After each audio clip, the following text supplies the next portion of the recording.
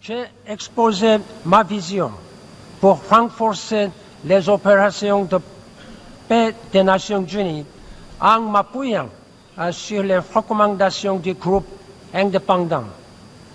Nos opérations de maintien de la paix et missions politiques ont besoin de capacités accrues et ce qu'il nous faut, c'est un engagement renouvelé en faveur de la prévention, de partenariats régionaux plus forts et un soutien plus déterminé à la consolidation de la paix. Il nous faut aussi mettre plus avant le potentiel des femmes dans la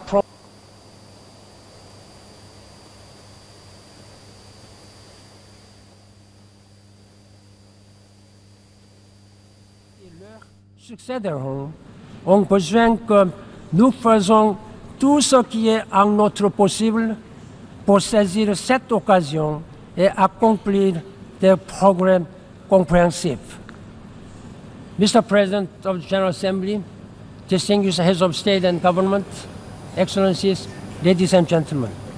UN Secretary General Ban Ki-moon there addressing a gathering of the United Nations General Assembly. As you did hear, well, he wasn't speaking English language there. He seems to be addressing the people, the world leaders gathered there in the French language.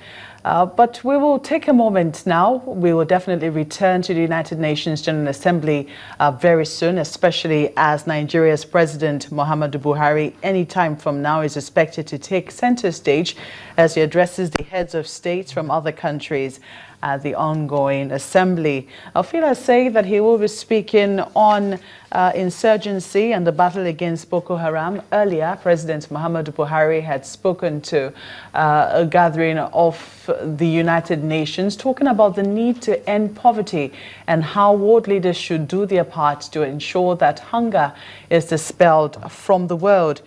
Well, but today he will be touching on happenings in Nigeria, particularly on his economic programs. So far, UN Secretary General Ban Ki-moon has addressed the United Nations General Assembly. He's called for more emergency funding for conflict areas. He's also asked Europe to do more for migrants. So we understand that right now he's currently speaking in English language, and so we'll let you do the listening. I'm inspired by the world's young people, who make up half the world's population, and whose voices we must integrate more fully in decision making everywhere. And I'm impressed with the way we, all of us, can unite behind vital causes like a 2030 development agenda. 1 year ago, when we gathered for the general debate, the Ebola crisis in West Africa was claiming lives daily. Families were being devastated. Fear was rife. Forecasts suggested frightening losses in the month ahead. Today, thanks to collective action by communities and their governments and others all around the world, cases of Ebola have declined dramatically. The outbreak is not over, and we must remain vigilant.